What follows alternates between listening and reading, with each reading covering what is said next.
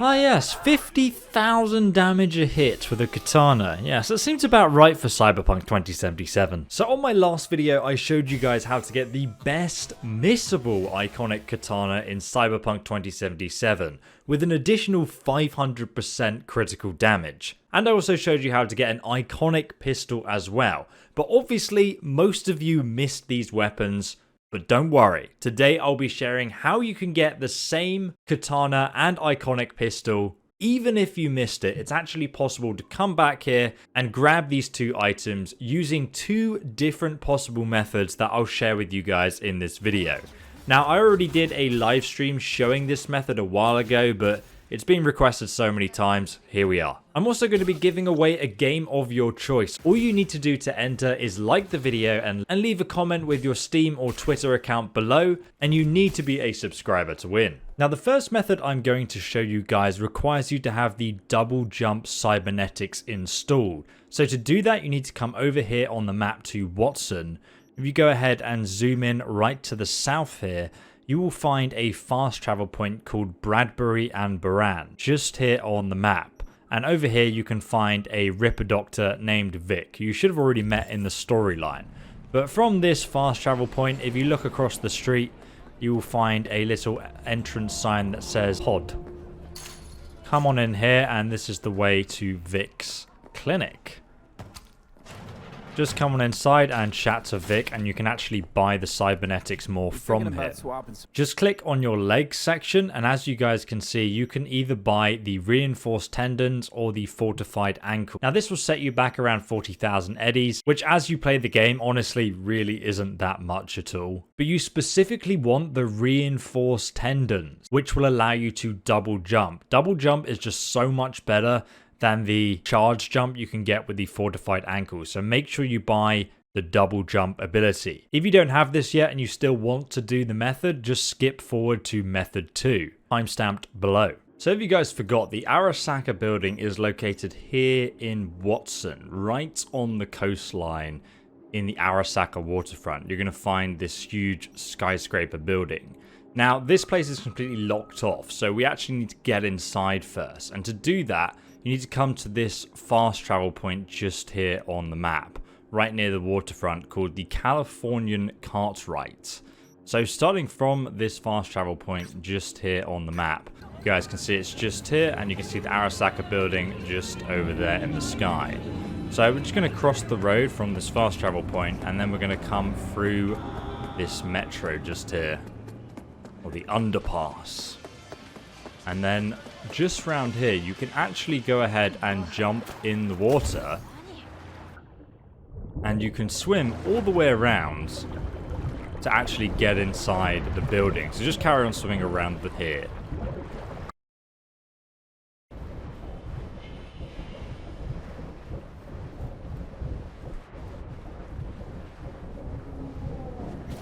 As you guys can see, you'll eventually come out with these wave blockers just here, and you can just work your way up the back of this place, and super easy to get inside, in fact. So once you are inside, you will find the entrance to the Arasaka building just here. Now, obviously, this entrance is completely blocked. You can't get inside right now. So what you need to do is you need to go ahead and walk around to the front and call one of your cars. Now, it doesn't really seem to matter what car you do this with. Let's go ahead and use the Hella ECD, which is like the starting car, just to show you can do this with anything. This is actually a road, obviously, so your car's going to appear anyway. And then you can go ahead and get inside it. So you're going to want to turn around and go towards the entrance to the building facing the water. You can easily smash through this barrier just here, like so. And then you're going to want to position the car so that the exit to the door is on the side facing the building. Now, you can pretty much do this with any car. So I'm just demonstrating with this one. Doesn't work with a motorbike though. At least I've not got it to work yet. So you want to kind of like line up so you are close to the door like this. Now currently, as you guys can see, I'm really close to the door. So essentially the game says there's not enough room to get out there, and it makes me get out the car on the other side. What you need to do is kind of position yourself in such a way where there's enough room for you to get out, but the animation will make you hop over through the other side of the door. So it's going to take you a couple of attempts to actually get this right. So you can see there's kind of a sizable gap now between myself and the door, and if I go ahead and get out, I will just jump to the other side of it, like so. And now we are back in the Arasaka building. Now last time when I was doing this live on stream, I managed to actually make this gate open. But don't worry, if it's closed, I'll be showing you guys a way to exit the building. I do recommend making a new save as you actually enter though, just in case. Now, if you do come here, obviously the robot and whatnot will still be alive. So will some of the enemies. So you can go ahead and run through, or you can kill it along with the cameras. And you're literally just going to retrace your steps back to the prologue mission that you did with Jackie. So let's go ahead and go to the conference rooms. I'm just going to quickly run through this. Okay, so we're back in this room. We're going to run straight on down this corridor just here. All the way to the back. There's a random guard just standing here. Then we're going to turn right. Going to come outside into the courtyard around these barriers here. And then just carry on going straight on. And you'll see these Soji screens, I don't know how you pronounce them. Go all the way, loop back around, pretty much just retracing your footsteps from the starting prologue. Run past the cameras, and then come through this door at the back. And then on your right, you can go back upstairs, and we're almost at a bit where it gets a little bit more complicated. Which took me a while to figure out when we were testing out this technique on the stream. You guys can see we're in this building where obviously, yeah, Jackie put the chip in. And you guys can actually climb up on this. Now what you'll realize is it's very bright once you get near the top. So you're going to have to skip time until nighttime. Because otherwise you just can't see anything for some reason. So now it's 10 PM and you guys can see suddenly I can see again. So just jump out of this. Like so. Don't know why that was so difficult. And then we need to climb up to the actual penthouse itself. So what I found was the easiest way of doing this is to climb up on this really tall container here. And then you can actually jump onto this very easily like so. And now to get on top of the penthouse roof, I tried to use the ladder, it doesn't work. You need to find this like angled bit just here. And you need to walk over to it. And then you need to jump up here. And that's the only bit you can climb up on. If you try and climb up on the other bits, it just doesn't work. So even though you can make that jump, it doesn't work. You have to come over here to this angled bit and jump on it instead. Like so. And now we are back on top of the penthouse.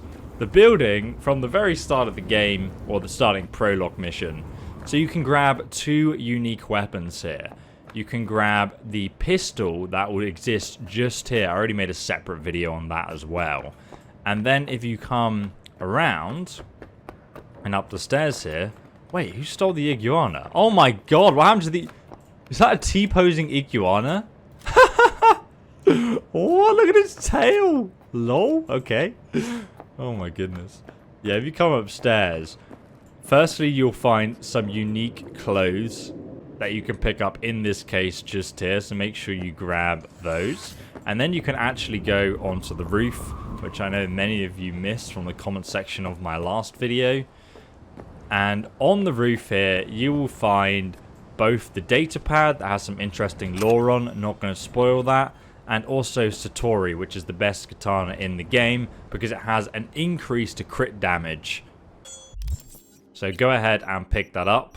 A 500% increase to your crit damage is the iconic weapon effect. So yeah, it is very powerful indeed. It's actually ridiculous. I'll upgrade it to legendary at the end of this video just to show you how powerful it is. But now we have an issue because obviously the way out downstairs is closed. So we need to get off the tower. I recommend saving the game here in case you die and mess this up. So now to actually get off this building, what you need to do is walk over to the edge just here. If you have a look on the map, this is actually the closest edge to the water. There are two ways to do this. One method is very easy, which I'll show you first, but in case it gets patched, I'll show you this other method as well. So first, jump on the barrier. Obviously, you've already saved the game in case you fall. So save again once you're on the barrier, because this might take you a few attempts. Now, the first thing you're going to do is you're going to run, and then you're going to slide off the edge of the barrier, and you're going to hold down the slide button. And for some reason, there's currently a bug in the game that will... Oh, wow. Okay, well. Okay, so let's go ahead and try again, and we'll just slide. Like so. Now, yeah, there's a bug in the game where essentially if you carry on sliding, you'll actually not take any fall damage. So as you can see, now we just descended from the top of the Arasaka Tower, taking absolutely no fall damage, and we have the katana. Now, obviously, to get out of this compound again, you can just swim out or you can jump over the wall. It's pretty easy just to jump over the wall. It's just over here. Like so. But just in case they patch that method, I'm going to show you guys another method. So this next method actually requires the double jump to do. Otherwise, you will not be able to make it off. So you're going to run. And you're going to double jump. Like so. And we are trying to basically make it to the water there. As you can see, I've not made it this time. But it is possible to do.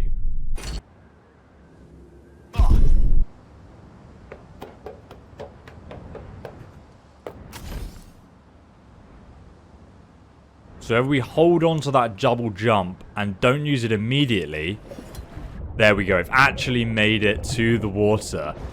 Oh my god, there we go, guys. So that took me like 3 attempts to actually get right. I did try it live on stream, but the trick was to hold on to the double jump as late as possible. So you basically jump, wait, and then you jump again. Obviously, I can't demonstrate it because I'm so close to the ground here, but you guys know what I mean. And that is how you get out with the katana. However, now I'll show you another method. So climb up this ladder.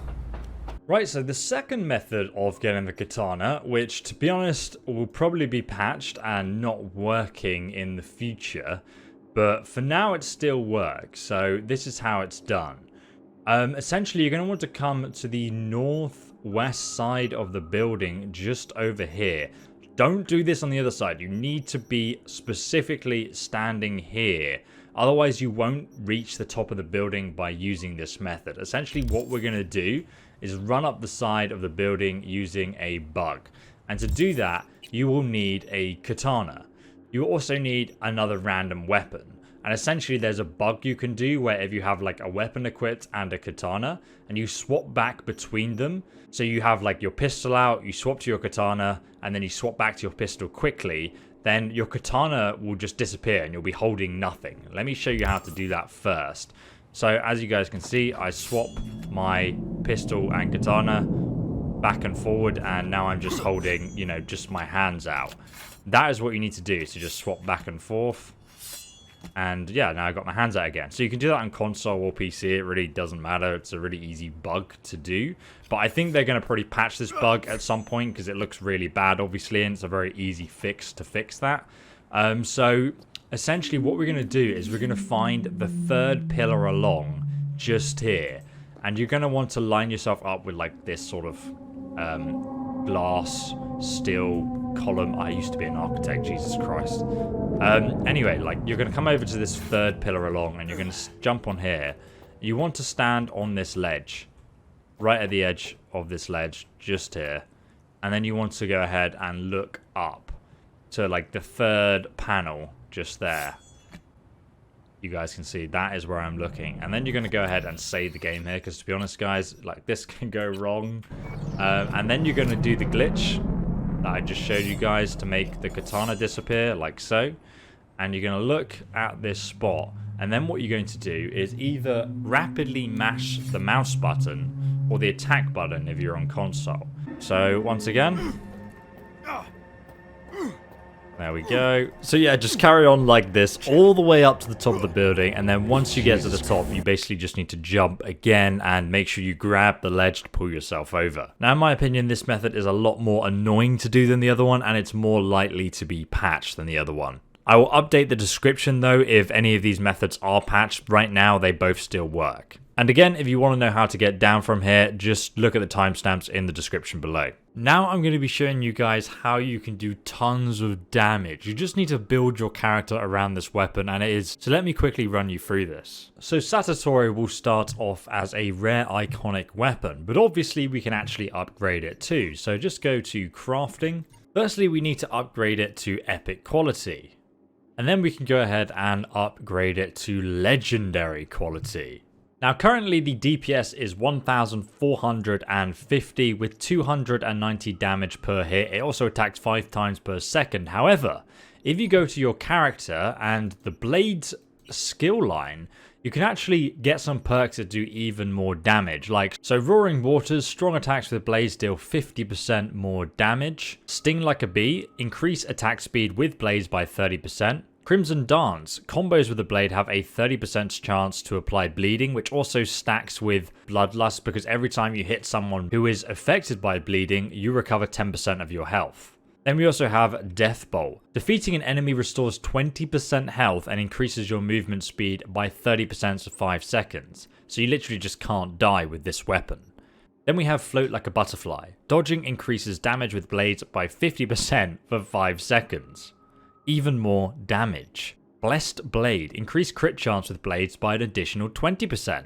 And then there's also Fiery Blast, which basically increases the damage with your blade by 3% for every 1% the enemy's health is missing, which is actually huge depending how much health they have. And then we have Judge, Jury, and Executioner. Increase damage with blades by double against enemies who currently have max health. So essentially every time you hit someone, you'll be doing 100% double damage. Absolutely ridiculous.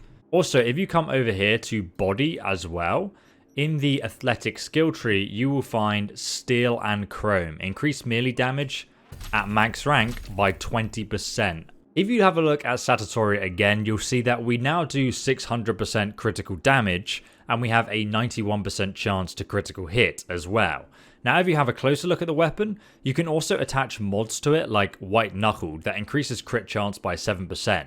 These mods can be found randomly at weapon stores.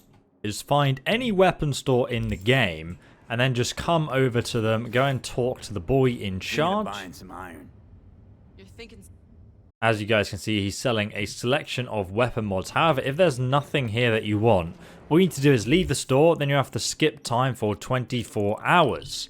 And then if you go ahead and go back, they will completely reset their shop's inventory. So as you guys can see, we now have a different selection of weapon mods, and we can get Crunch, which increases damage by 8. Then after you find something, just buy what you need and then leave the store again and go ahead, skip time 24 hours to reset their inventory again. Also bear in mind that this weapon attacks 5 times per second, and you can upgrade the damage to its maximum of 304 damage per hit. So really, I mean, as I showed you guys, you can one hit kill everything in the game with this weapon. Like, you don't need to do anything else. You can also put mods in your armor that will increase the critical damage you do further, but I mean, to be honest, it's kind of pointless. You already one hit kill everything in the game. So what I'd recommend doing instead is just putting loads of armor mods in your clothing, and I've got a video about how to do that and get free legendary armor linked below, which I recommend you watch because it just makes you invincible. You're just an unkillable samurai, and that's a lot of fun, my friends. A lot of fun indeed. So thank you for watching. I hope this video helped you out. I know it's been highly requested by so many people now. I thought I would finally get around to making a dedicated video on this method. Thank you so much for watching. Drop a like and a comment below for a chance to win any game of your choice, and I will see you in the next episode. Have a great day, and goodbye.